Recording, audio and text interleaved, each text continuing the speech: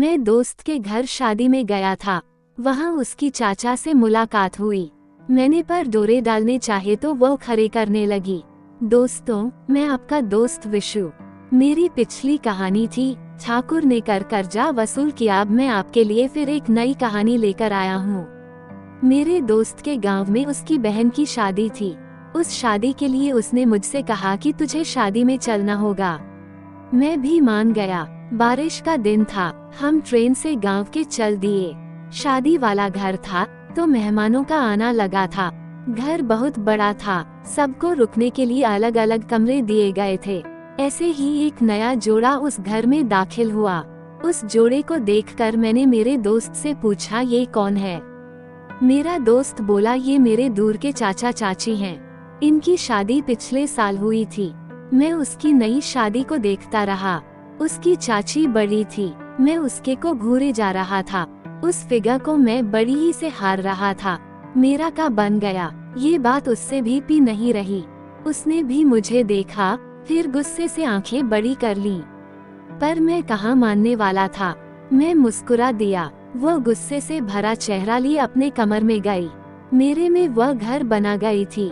मैं उस सूरत को रस गया। मैंने अपने दोस्त से कहा, तू अपने से मेरी जान पहचान करा दे, मैं बोर हो रहा हूँ। वो मुझे उनके गया। वहाँ चाचा चाची को उसने प्रणाम किया। मैंने भी नमस्ते कहा। चाचा ने मेरे प्रणाम का जवाब दिया, पर बना लिया जैसे कि मैं कोई टाइप का लड़का हूँ। पर मैं हंस दिया। फिर मेरे दोस्त ने मेरा परिचय दिया। चाचा, ये मेरा खास दोस्त विशु है, और विशु ये मेरे प्रकाश चाचा हैं, और ये मेरी पुष्पा चाची हैं। मैं तुझसे पिछली बार इनकी ही शादी के लिए चलने को कह रहा था, पर तू नहीं आया था। मैं बोला, हाँ यार, सॉरी चाचा, मैं माफी मांगता हूँ कि आपकी में मैं नहीं आ पाया। चाचा जी बोले, अरे कोई बात नहीं, माफी की जरूरत नहीं, पर आते तो मैंने की तरफ देख बोला आता। ऐसी कुछ बातों के बाद मैं चाचा से बोला, आप बहुत लकी हो हैं, और आपकी जवाब है, हर किसी का नसीब आप जैसा नहीं होता। चाचा हंस दिए और धन्यवाद दिया। पर यह सब मैंने के लिए बोला था। अपनी रति की बात सुनकर आ गई, पर उन्होंने अपना चेहरा घुमा लिया। फिर हम बाहर आ गए। मेरा दोस्त अपने काम में व्यस्त हो गया। तभी चाचा बाहर आए और घर के बाहर जो पुरुष मंडली बैठी थी उसमें शामिल हो गए। मुझसे कुछ नाराज हैं क्या? बोली, मैं आपको जानती ही नहीं, तो नाराज कैसे हो सकती हूँ?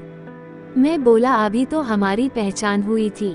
तो वह बोली, मैं किसी से जल्दी घुल मिल नहीं पाती, और तुम जैसे की दूरी बना कर रखती हूँ। मैं बोला, मेरे जैसे से आपका क्या मतलब? मैं कोई सड़क छाप लड़का नहीं हूँ। मैं एक कारखाना, एक दुकान और 20 एकड़ जमीन का अकेला मालिक हूँ।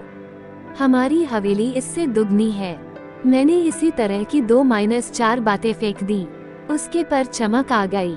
पर फिर भी मुझे तुमसे बात करने में मुझे कोई, मैं बोला, पर मैं छोने वाला नहीं, मैं लाकर ही रहूंगा। ये बोलकर मैं बाहर चला आया। कुछ देर बाद मुझे पुष्पा तीसरी मंजिल की ओर जाती हुई दिखी। ज्यादातर वहाँ कोई जाता नहीं था, कुछ सामान लाने ही कोई जाता था। मुझे ये अवसर सही लगा और मैंने मौका छोड़ा नहीं।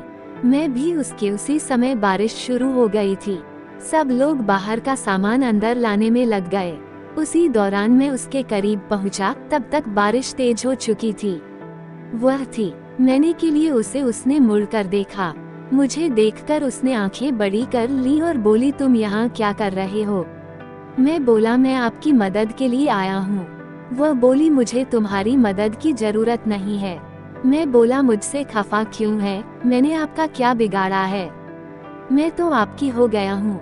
पुष्पा इस बात पर मुझ पर एकदम से भड़क गई और बोली, मैं तुम जैसे को अच्छी तरह से जानती हूँ। तुम जाओ यहाँ से, नहीं तो तुम्हारी अक्ल ठिकाने आ जाएगी। मेरा दिमाग अब गर होने लगा। मेरी भी आंखें बड़ी हो गईं। तभी जोर से बिजली कड़की। बिजली कड़कने की आवाज सुनते ही पुष्पा डर गई और मैं कुछ समझ ही नहीं पाया। तभी एक और बार बिजली कड़की। वह मैंने पहले सब जगह नजर घुमाई। तभी फिर से एक और बार बिजली कड़की तो वह मैंने उसने खुद के मुंह को मेरे था।